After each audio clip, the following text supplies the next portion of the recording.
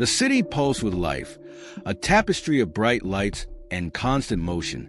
Skyscrapers stretched toward the heavens, their glass exteriors reflecting the bustling streets below. In this concrete jungle, success and struggle lived side by side, often ignoring one another.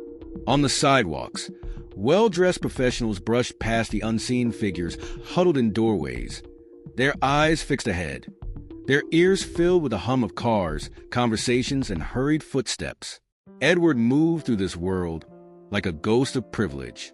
His tailored suit fit him perfectly, a silent declaration of his success. The watch on his wrist, the leather briefcase in his hand, every detail told the story of a man who had climbed his way to the top. Yet behind his sharp gaze and confident stride, there was a weariness he couldn't shake. The world saw a man who had everything: wealth, influence, and the respect of his peers. But Edward often found himself staring at the city from his penthouse apartment, wondering if it all meant as much as he once believed it did. Today was no different. As Edward left his office, his thoughts were consumed with numbers and meetings, the endless march of responsibilities that came with his position. He barely noticed the people around him, his focus narrowed to the path ahead. But just as he reached the curb where his sleek black car waited, a small sign caught his eye. The scrawled letters were uneven but clear. Not asking for money, just hope. Edward's step faltered, a flicker of irritation flashing across his face. Sitting on the pavement, holding the sign, was a man whose clothes hung loose on his thin frame. His beard was patchy, his hair unkempt, but his eyes carried a quiet resolve. He wasn't calling out or shaking a cup of coins. He just sat there, as though the sign said all he needed to. Edward hesitated, his mind already rebuking him for stopping. It's just another panhandler, he thought. If I give him anything, he'll waste it. But as he moved to step around the man, their eyes met. For a brief moment, Edward felt something he couldn't quite placate, a mix of discomfort and curiosity. He wasn't used to being looked at that way, not by someone so seemingly far removed from his world. There was no pleading, no shame, just a steady, searching gaze. "Do you really think that sign will get you anywhere?" Edward asked, his voice sharper than he intended. He didn't expect an answer, but the man smiled faintly. "It's not about where it gets me," the man replied, his voice low and calm. "It's about who stops to notice." Edward blinked, caught off guard by the simplicity of the statement. Before he could respond, his driver opened the car door, breaking the moment. Edward stepped in, dismissing the encounter as a fleeting oddity. But as the car pulled away, he found himself glancing back at the man through the tinted window. There he sat, unmoving, the sign resting on his knees. The ride home was uneventful, but Edward's thoughts were not. The man's quiet demeanor lingered in his mind, an unexpected distraction. He told himself it was ridiculous to care. After all, he had worked hard for everything he had. Life wasn't kind to those who didn't seize their opportunities. Yet something about the man's words nagged at him, as though they'd struck a chord he didn't know existed. By the time Edward reached his apartment, the city skyline was glowing against the evening sky. He stepped into his sprawling living room, the silence pressing against him. The view from his floor-to-ceiling windows was breathtaking, but tonight it felt hollow. He poured himself a drink, hoping to drown the strange unease bubbling within him. But even as the amber liquid warmed his throat, he couldn't shake the image of the man on the curb, his sign a quiet plea for something more profound than money. Elsewhere, the man remained in his spot, watching the city's endless motion. His stomach growled, but he ignored it, accustomed to the ache. He didn't envy the people who passed by, nor did he resent them. He had once been like them, walking with purpose, carrying the weight of plans and ambitions. But life had unraveled those threads one by one, leaving him here, an outsider in a world he used to belong to. As the evening wore on, the crowd thinned. He folded his sign and tucked it into his worn jacket, preparing for another cold night. Yet, for reasons he couldn't quite explain, he felt a small spark of hope. Perhaps it was the way the man in the suit had looked at him, not with pity but with something closer to recognition. It wasn't much, but it was enough to remind him that he was still here, still fighting, even if the odds seemed insurmountable. The city continued to hum, its lights casting long shadows across the streets. Two men, separated by circumstances but connected by a brief moment, went their separate ways, unaware that their paths would soon cross again in a way neither could have imagined. The following day, Edward sat at the head of the long conference table in his gleaming office. His team buzzed around him, presenting charts and projections, their voices a chorus of efficiency. But Edward's mind drifted. The words and numbers blurred together, replaced by the image of the man with the sign. It wasn't that Edward felt pity. He rarely allowed himself such indulgence. Instead, he was struck by the man's calmness, the quiet defiance in his eyes. It lingered with him, disrupting the smooth rhythm of his day. After the meeting, Edward walked back to his office, ignoring the greetings of his employees. He stood by the window, looking down at the bustling street below. From this height, people looked like ants, their individualities swallowed by the crowd. He wondered what it would feel like to stand down there with nothing, to be invisible. The thought unsettled him, and he turned away, shaking his head. By the time Edward left the office, dusk was falling, the golden hour painting the city in soft hues. His car waited at the curb, the driver holding the door open, but Edward hesitated. He glanced down the street to where the homeless man had been the day before.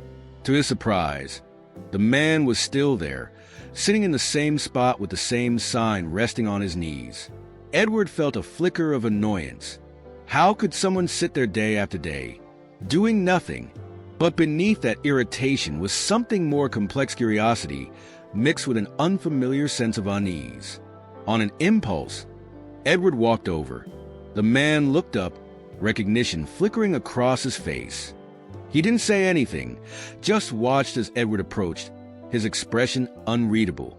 "You're still here," Edward said, his tone a mixture of incredulity and disdain. "Don't you have anything better to do?" The man smiled faintly, as if the question amused him. "If I had somewhere better to be, don't you think I'd be there?" Edward folded his arms, studying him. He wasn't sure why he felt compelled to continue the conversation. "So, what is it you're hoping for? Someone to hand you a miracle?" The man tilted his head, considering the question. "No," he said simply. "Just a chance." Something about the man's quiet conviction unsettled Edward. He wasn't used to being challenged into his pocket, especially not by someone so far removed from the man's eyebrows. Yet he couldn't shake the feeling that this man wasn't like the others. Edward scribbled on the streets, leaving the amount spark in his eyes, tore the check free. A faint trace of the life he once had. He said, holding it out, "Do whatever you want with it. Prove me wrong." The man took the check, his movements slow and deliberate. He glanced at it, then back at Edward, his expression thoughtful. "Why are you doing this?" he asked. Edward shrugged, trying to appear nonchalant. "Call it an experiment, or a test. I don't care what you do with it. Blow it on alcohol, gamble it away, whatever. But if you're so sure you just need a chance, let's see what you make of it." For a moment, the man said nothing, his gaze steady and unreadable. Then he folded the check carefully and tucked it into his jacket pocket. "Thank you," he said, his tone sincere but restrained. He didn't gush or weep or express the kind of gratitude Edward expected. Instead, he stood, picking up his sign and slinging a worn bag over his shoulder. "I guess we'll see." Edward watched him walk away, a strange mix of emotions swirling in his chest. He felt both smug and uneasy, as if he'd just made a bet he wasn't entirely sure he wanted to win. He climbed into his car, telling himself he'd forget about it by the time he got home. But he didn't forget. Over dinner that night, he found himself replaying the interaction, wondering what the man would do. Would he squander the money, proving Edward right about the hopelessness of people like him? Or would he surprise him? The latter possibility felt remote, almost laughable, but it lingered at the edges of Edward's mind, refusing to be dismissed. The next day, Edward mentioned the encounter to Margaret, his trusted assistant. She was a pragmatic woman with a sharp mind and an occasional softness that she tried to hide behind a professional demeanor. As Edward recounted the story, Margaret listened with a mixture of amusement and skepticism. "So, you gave a homeless man a blank check," she said, raising an eyebrow. "That doesn't sound like you." "I wanted to see what he'd do with it," Edward replied, his tone defensive. "It's not like I need the money. And if he wastes it, well, it proves my point." Margaret tilted her head, studying him. "And if he doesn't?" Edward frowned, the question catching him off guard. "Then I suppose I'll be surprised." Margaret smiled faintly. "Maybe you want to be surprised. Maybe you're hoping he'll do something extraordinary." Edward scoffed, brushing off the comment, but her words lingered in his mind. He didn't want to admit it, even to himself, but there was a part of him, small but growing, that hoped she was right. Meanwhile, the man whose name was Robert stood in line at a small bank downtown, clutching the check in his hand. The teller's eyes widened when she saw it, her polite demeanor slipping into surprise. This is quite a sum," she said, her voice uncertain. "It's real," Robert assured her. "I just need to know what I can do with it." The teller glanced at him, her skepticism evident, but she verified the check and confirmed its legitimacy. "You can cash it or deposit it," she said. "What do you want to do?" Robert thought for a moment. The weight of the decision pressed down on him, but beneath it was a spark of determination. This was his chance, a real chancito, do something that mattered. He didn't know exactly how yet, but he knew one thing for certain. He wasn't going to waste it. With a deep breath, he made his decision, one that would set him on a path neither he nor Edward could have imagined. Robert left the bank with the check still safely folded in his pocket, his mind racing with possibilities. The teller had confirmed its validity, treating him with a newfound respect after realizing the amount of money involved. Yet Robert hadn't cashed it. He wasn't ready. This wasn't something he could rush. For years, he had lived hand-to-mouth, his life reduced to a series of small, desperate decisions.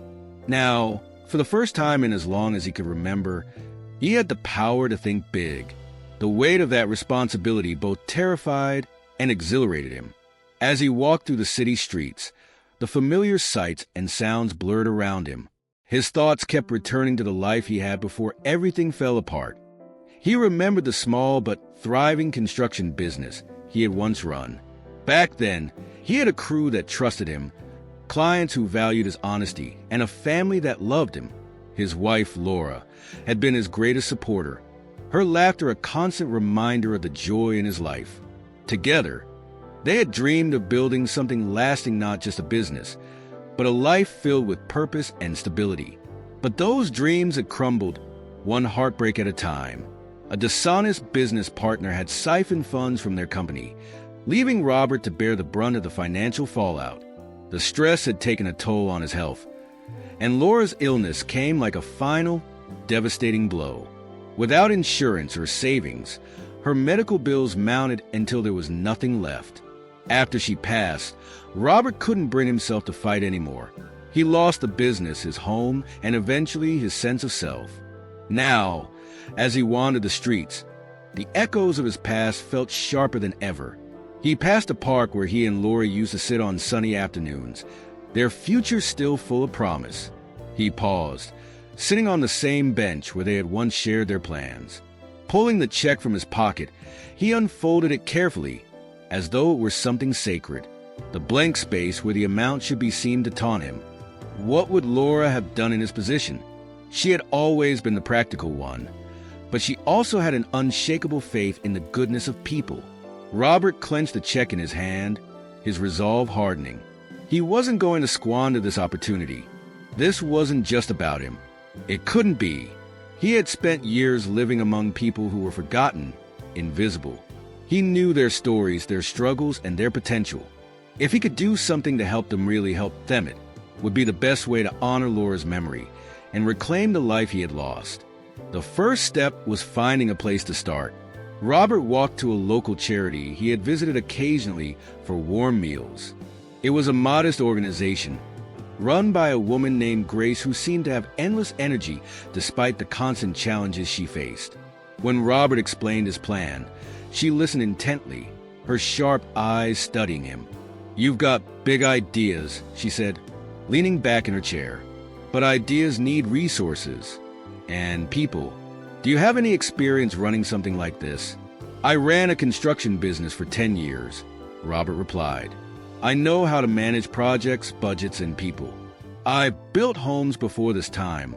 I want to build something more." Grace nodded slowly, a hint of a smile tugging at her lips. "If you're serious, I can help you get started. But this isn't just about money. It's about commitment. Once you start, you can't walk away."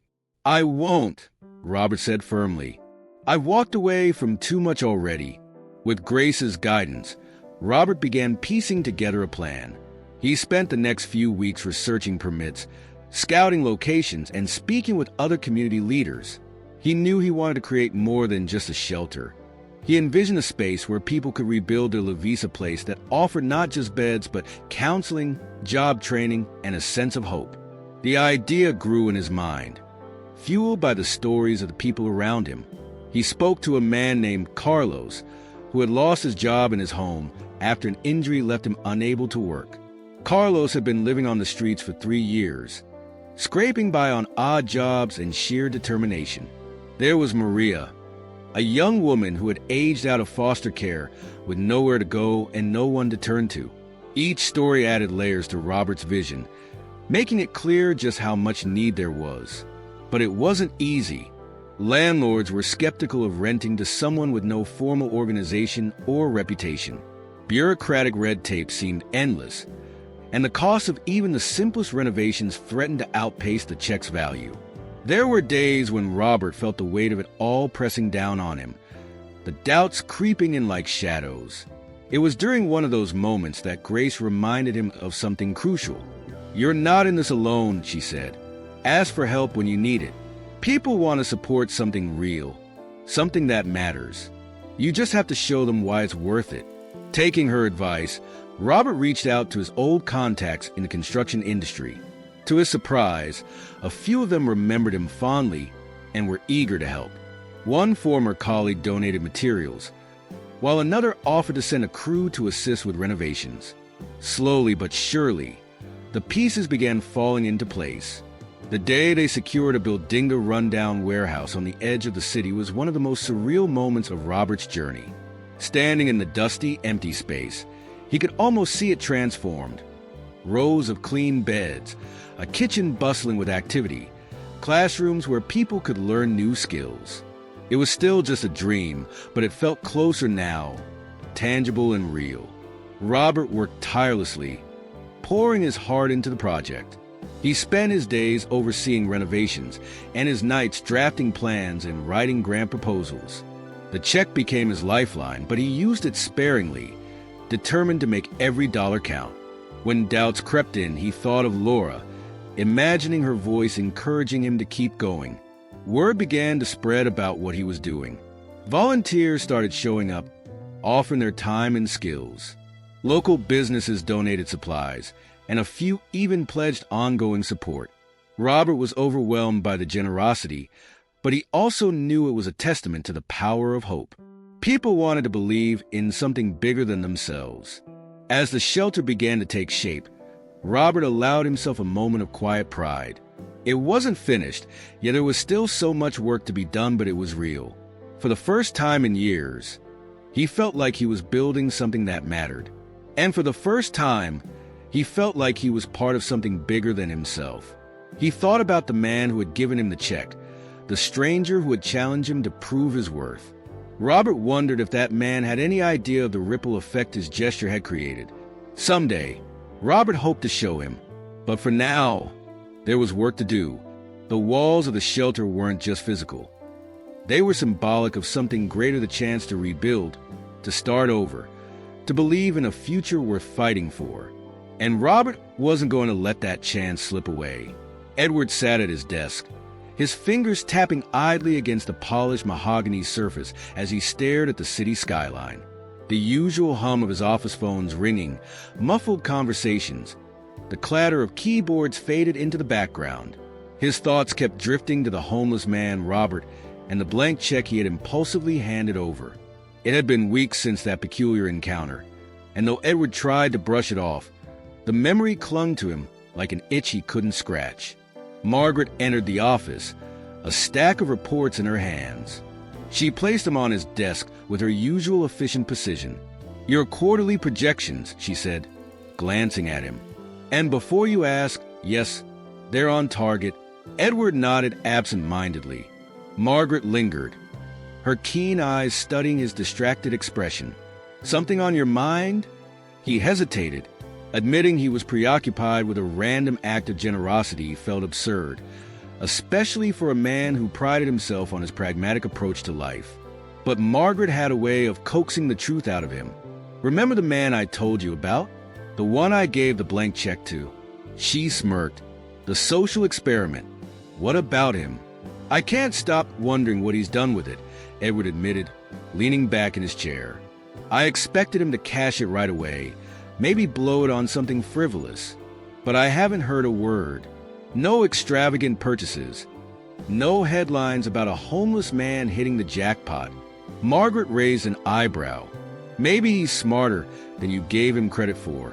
Or maybe he's done nothing at all," Edward countered, though the possibility felt hollow even as he said it. The man's steady gaze, his calm assurance didn't fit with the image of someone who would waste an opportunity. Margaret's expression softened. "Why not find out? You have the resources to track him down. Or, if you're feeling bold, go ask him yourself." The suggestion lingered in Edward's mind, though he didn't immediately act on it. Instead, he busied himself with meetings and phone calls, the responsibilities of his empire demanding his attention. But the thought of Robert gnawed at the edges of his focus, refusing to be ignored. A few days later, unable to resist his curiosity any longer, Edward asked one of his assistants to discreetly investigate. The assistant returned with a surprising report. "He didn't cash the check right away," the assistant said, handing Edward a file. "But he recently leased a building on the outskirts of the city. It looks like he's been renovating it with the help of some volunteers." Edward frowned, flipping through the pages. There were photos of the building in old, run-down warehouse with scaffolding surrounding it. In one image, Robert stood in the middle of the site, directing a group of people. His face, though lined with exhaustion, radiated purpose. "What's he doing with it?" Edward asked, his voice laced with disbelief. "From what we've gathered, he's turning it into a shelter, not just for housing, but for job training and rehabilitation programs. He's been working with local charities and businesses to make it happen." Edward leaned back in his chair, the file resting on his lap. He stared at the photos, feeling an unfamiliar twist of emotion in his chest. He had expected Robert to fail, to squander the opportunity, but this was something entirely different. "Do you want me to follow up?" the assistant asked. "No," Edward said after a moment. "That'll be all." Once the assistant left, Edward sat alone, processing the information. He felt an unsettling mix of pride and discomfort. On one hand, he was impressed by Robert's determination and resourcefulness. On the other, it forced him to confront his own cynicism. He had handed over that check as a test, expecting it to validate his belief that people like Robert couldn't rise above their circumstances. Instead, it had done the opposite. The following weekend, Edward found himself driving to the warehouse. He told himself it was out of professional curiosity, a desire to see how his investment was being used. But as he parked a few blocks away and walked toward the site, he realized there was something more to it. He wanted to understand the man behind the transformation. The scene that greeted him was unlike anything he had expected. The warehouse was a hive of activity, with people carrying supplies, painting walls, and installing fixtures. The air buzzed with a sense of purpose. In the middle of it all was Robert, his hands covered in dust and his shirt soaked with sweat. He was talking to a young woman, her arms filled with paint cans, his expression focused and calm. Edward stood at a distance, watching. He felt a pang of something he couldn't quite name: admiration, perhaps, or envy. Despite all his wealth and success, he couldn't remember the last time he had felt disconnected to anything. He approached slowly, unsure of how to introduce himself. But before he could decide, Robert turned, his eyes landing on Edward. For a moment, they simply looked at each other, the noise around them fading into the background. "You came," Robert said, breaking the silence. Edward cleared his throat, suddenly feeling out of place in his tailored clothes amidst the chaos of construction. "I wanted to see what you've been up to." Robert nodded, his expression unreadable. "Well, here it is." He gestured to the building. "It's not much yet, but we're getting there." Edward looked around, taking in the scope of the project. "You've done all this in just a few weeks." "Not just me," Robert said, glancing at the volunteers. "A lot of people have helped. Once they saw what we were trying to do, they wanted to be part of it." Edward felt a twinge of guilt. He had underestimated this man, written him off as another statistic. Yet here he was, proving that even with nothing, a person could create something meaningful. "Why?" Edward asked after a moment. "Why put all this effort into something like this?" Robert smiled faintly. "Because I know what it's like to feel forgotten, and because someone gave me a chance when I needed it most." Edward felt the weight of those words, a quiet reminder of his own privilege. He nodded, unsure of what to say. "If you need more resources, let me know." Robert studied him for a moment, then extended his hand. "Thank you for the check and for coming here. It means more than you know." Edward shook his hand, the gesture simple but profound. As he walked back to his car, he couldn't shake the feeling that something in him had shifted. For years, he had measured success in numbers and accolades, but watching Robert had shown him a different kind of success, one built on connection, purpose, and resilience. That night, Edward sat in his apartment, staring out at the city lights. For the first time in a long while, he felt a sense of clarity. Maybe Margaret had been right all along. Maybe he had wanted to be surprised. And now that he had been, he couldn't ignore the call to do something more. Robert stood outside the warehouse early one morning, the sun barely cresting the horizon. The air was crisp, carrying the faint scent of fresh paint and sawdust. Around him, the building hummed with activity volunteers unloading supplies, workers hammering beams into place, and the sounds of laughter and conversation. For the first time in years, Robert felt a sense of belonging, a feeling that his life had a purpose again. Inside, the shelter was beginning to take shape. The dusty, hollow space was transforming into something vibrant and alive. The sleeping quarters, with rows of neatly arranged beds, were nearly finished. A large common area, designed for meals and social gatherings, was being outfitted with long wooden tables donated by a local furniture store. The kitchen, though still a work in progress, was beginning to look like a place where warm meals could be made.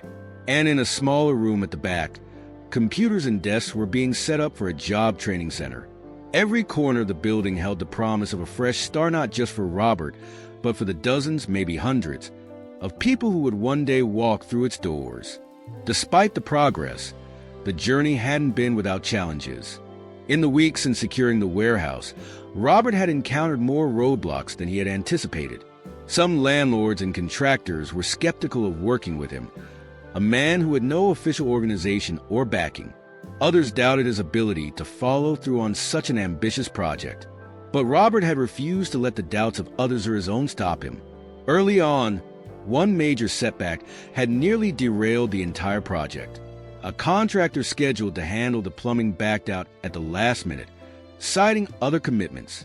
The delay threatened to push the entire timeline back by weeks. Frustrated but determined, Robert reached out to his old network of construction contacts, hoping someone would remember him. To his surprise, a former colleague named Jim not only remembered him, but offered to help. Jim, now running a successful construction business, sent a team of workers to handle the plumbing, refusing to accept payment. "I owe you," Jim had said, clapping Robert on the back. "You gave me my first job when I was fresh out of school.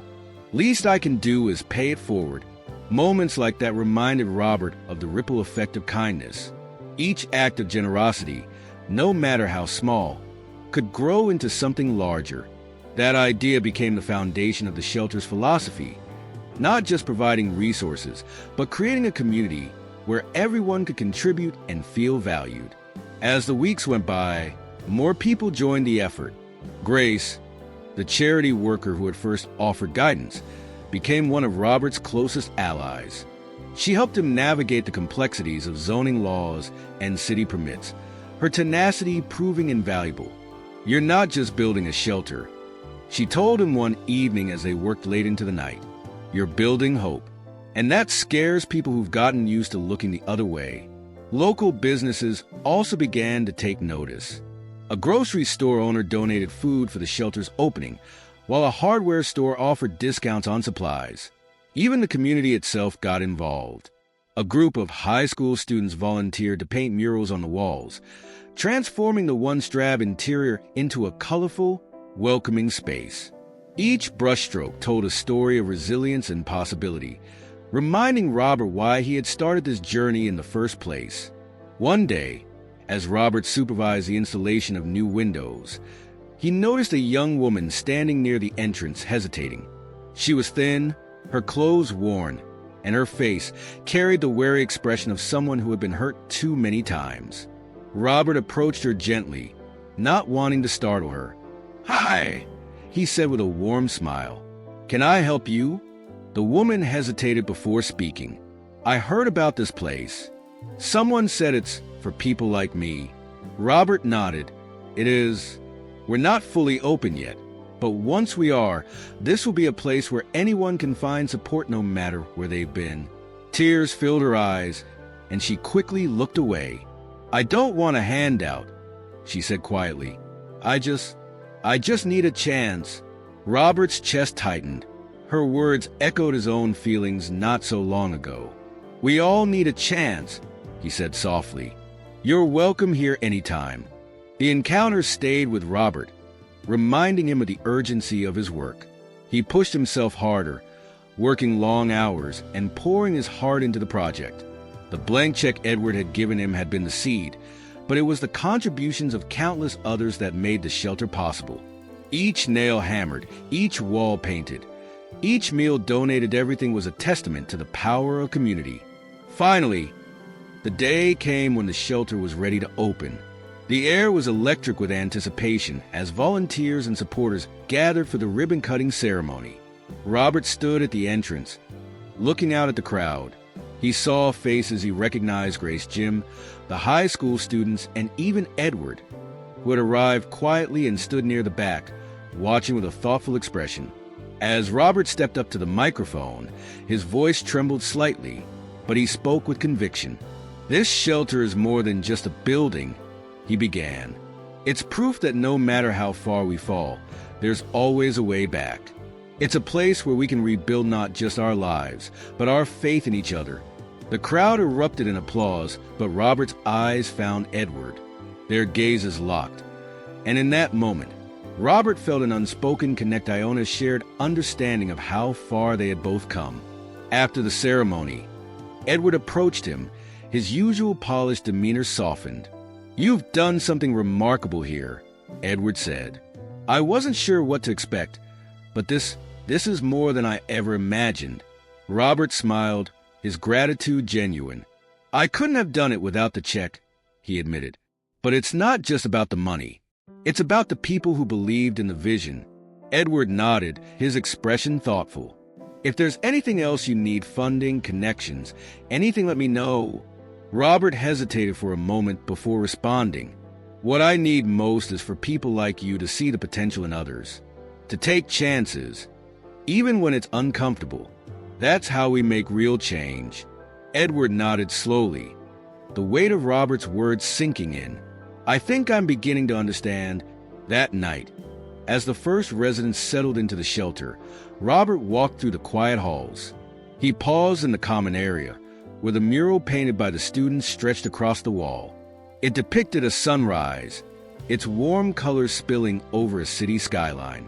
Beneath it, The words, "Every new day is a second chance," were written in bold letters. For Robert, the shelter wasn't just a second chance, it was a reminder that even in the darkest moments, hope could take root and grow into something extraordinary. And as he watched the city lights twinkle outside the windows, he knew this was only the beginning.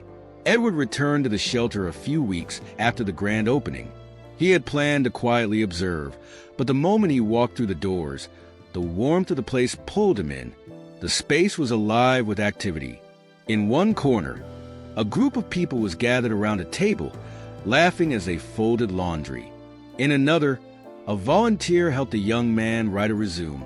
Children darted through the common area, their laughter echoing off the freshly painted walls. It was a stark contrast to the empty, crumbling warehouse he had first seen in the photographs. Robert noticed him almost immediately. He was in the kitchen, working with a volunteer to sort donated groceries. His face lit up with surprise and something close to gratitude when he saw Edward standing awkwardly near the entrance. "Back for another visit?" Robert asked, walking over and wiping his hands on a towel. Edward nodded. "I wanted to see how things are going." "It looks different." "Different is good," Robert said with a smile. "Come on, I'll give you the tour." As Robert led Edward through the shelter, he explained the different spaces and their purposes. The dormitories provided clean, safe beds for those who needed them. The kitchen, staffed by volunteers, served 3 meals a day. The job training center offered workshops on everything from computer skills to interview techniques. There was even a small library, its shelves filled with donated books. Edward listened intently. His usual aloof demeanor softened. The more he saw, the more impressed he became.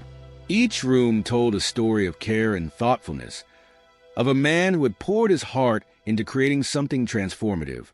When they reached the common area, Robert paused, leaning against the wall.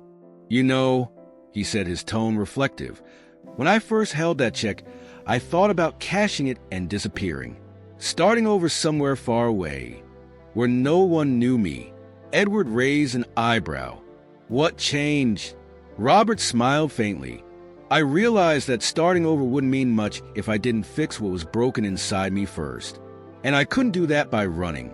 I needed to face my past and make peace with it." Edward looked at him, struck by the honesty in his words. "Not many people would have chosen the harder path," he said quietly. "I didn't think I had a choice," Robert replied. "If I didn't do this, who would?" For a moment, neither of them spoke. The sounds of the shelter filled the silence, the clatter of dishes, the hum of conversation, the laughter of children. Edward felt a pang of something he hadn't allowed himself to feel in years: admiration. Later, as they sat in the small office Robert had carved out for himself, Edward leaned forward, his elbows resting on his knees. "You've built something incredible here," he said. "But it's more than that. You've built the community." Robert nodded, his expression thoughtful. "That's the idea. People don't just need food or a roof over their heads. They need to feel like they belong, like they matter." Edward hesitated, then asked a question that had been gnawing at him since his first visit. "How did you know you could do this? That it wouldn't all fall apart?" Robert's gaze met his, steady and unflinching. "I didn't," he admitted. "There were days I thought I'd fail. But I had people who believed in me, Grace, Jim, the volunteers. And, oddly enough, that check wasn't just money. It was trust. It made me believe I could be more than the man I was when you found me." Edward felt a lump rise in his throat, unexpected and unwelcome. He wasn't used to hearing his actions described as anything other than strategic or calculated. But here was a man who saw him not as a financier or a businessman, but as someone who had made a difference. "I didn't give you that check because I trusted you," Edward admitted after a moment. "I gave it to you because I didn't think you'd do anything with it. I wanted to prove myself right." Robert chuckled softly, his eyes warm. "And yet, here we are." Edward shook his head, a rueful smile tugging at his lips. "I've spent my entire life trying to control everything, every outcome, every decision. But You showed me something I didn't expect. That sometimes you just have to let go and see what happens. Robert leaned back in his chair, studying Edward with a quiet intensity. It's not easy, is it? Letting go. Edward thought about his answer before speaking.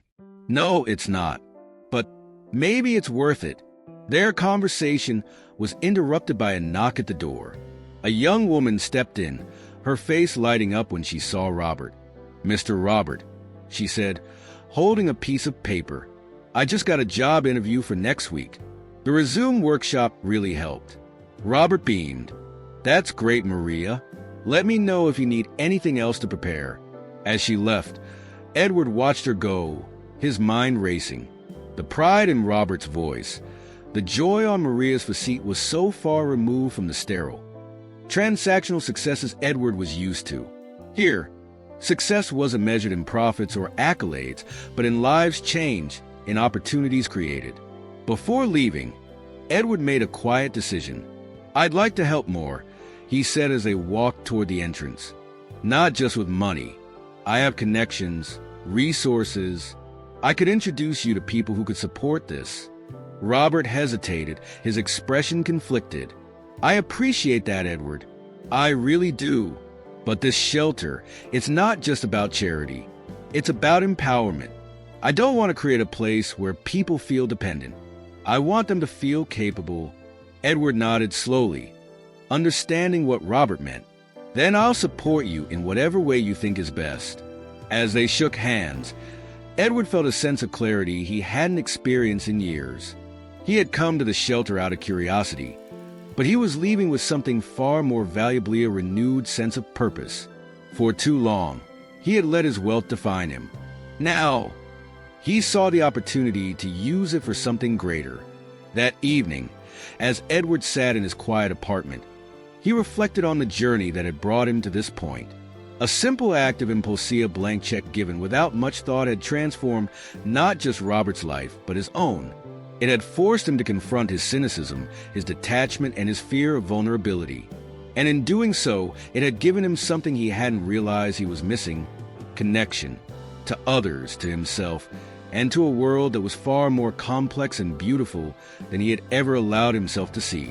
The ripple effects of the shelter's creation began almost immediately, radiating outward in ways Robert and Edward could never have anticipated. What started as a single act of generosity, a blank check handed to a homeless man, had grown into a movement that touched lives far beyond the walls of the shelter. In the weeks following the grand opening, stories about the shelter spread throughout the city. Local newspapers ran features on the transformation of the once abandoned warehouse into a vibrant community hub. Social media posts from volunteers and supporters went viral, showcasing the power of collective action. The shelter became a symbol of hope, a rare and tangible example of what could happen when someone believed in the potential of others. One of the first ripple effects came from Maria, the young woman who had attended the Resume workshop. Her job interview led to an offer at a local coffee shop. On her first day, she arrived early, dressed in a crisp uniform provided by the shelter. Her co-workers, impressed by her dedication, quickly took to her warm personality. Within weeks, Maria had become a favorite among customers, her smile a bright spot in their mornings. But Maria didn't stop there. Determined to give back, she began donating a portion of her paycheck to the shelter, no matter how small the amount.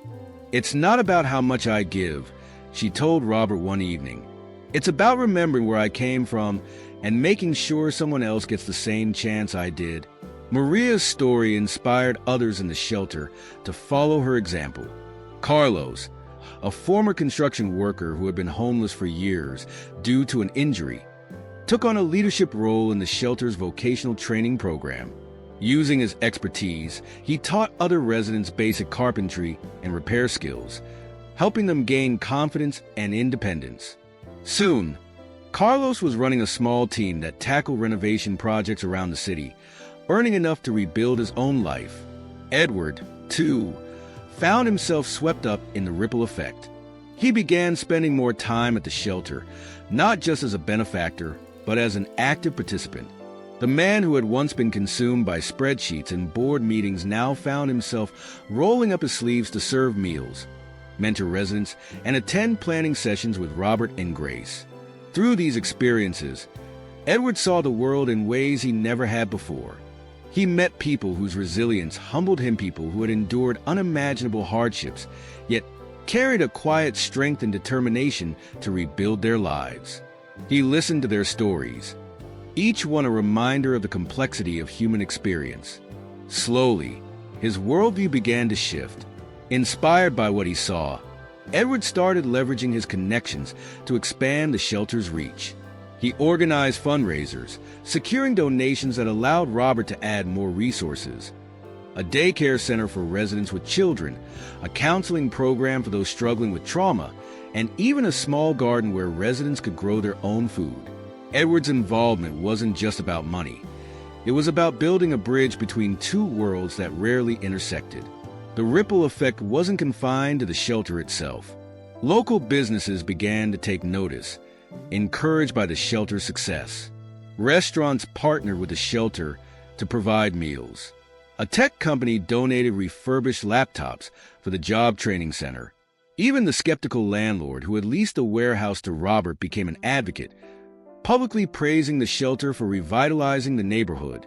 One of the most profound changes came from the high school students who had painted the murals. Initially, they had joined the project as a school assignment, but the experience left a lasting impact. Seeing the lives transformed by the shelter gave them a new perspective on their own privileges and responsibilities. Some of them continued volunteering long after their assignment ended, bringing friends and family to join in the effort. As the months went on, the shelter became more than just a place of refuge. It became a model for what could be achieved when compassion met action. City officials visited to study its success, seeking to replicate its approach in other neighborhoods. Nonprofits from across the country reached out to Robert, asking for advice on creating similar programs. For Robert, the success of the shelter was deeply personal. It wasn't just about providing a roof over people's heads. It was about restoring dignity, creating opportunities, and showing people that they mattered. He often thought about Laura, his late wife, and how much she would have loved the shelter. In quiet moments, he would sit in the common area, watching the residents laugh and connect, and he'd feel her presence, as though she were guiding him every step of the way. One evening, Robert and Edward sat together in the shelter's kitchen, sharing a meal after a long day. The room buzzed with life around them, the air filled with the aroma of homemade soup and fresh bread. Edward looked around, his expression thoughtful. "You know," he said, breaking the comfortable silence, "when I gave you that check, I thought it was just an experiment, a way to prove something to myself." Robert smiled faintly. "And what did you prove?" "That I was wrong," Edward admitted. "I thought people like you couldn't change, that the world couldn't change. But you've shown me otherwise." Robert leaned back in his chair, his eyes soft. "I didn't do this alone. None of us can. That's the whole point." Edward nodded, feeling the weight of those words. For so long, he had believed in the myth of individual achievement, the idea that success was something to be hoarded and guarded. But here in this shelter, he had seen a different kind of success, one built on collaboration, trust, and shared purpose. As they talked, Edward felt a sense of fulfillment he hadn't experienced in years. The shelter had given him more than just a new perspective. It had given him a second chance to connect with the world in a meaningful way. And for that, he was deeply grateful. The ripple effect of the shelter's creation continued to spread, touching lives in ways Robert and Edward could never have imagined. It wasn't just about the building or the programs. It was about the belief that even the smallest acts of kindness could grow into something extraordinary. And as the shelter thrived, so did the hope that their story would inspire others to create ripples of their own, turning the world into a kinder, more compassionate place, one small step at a time.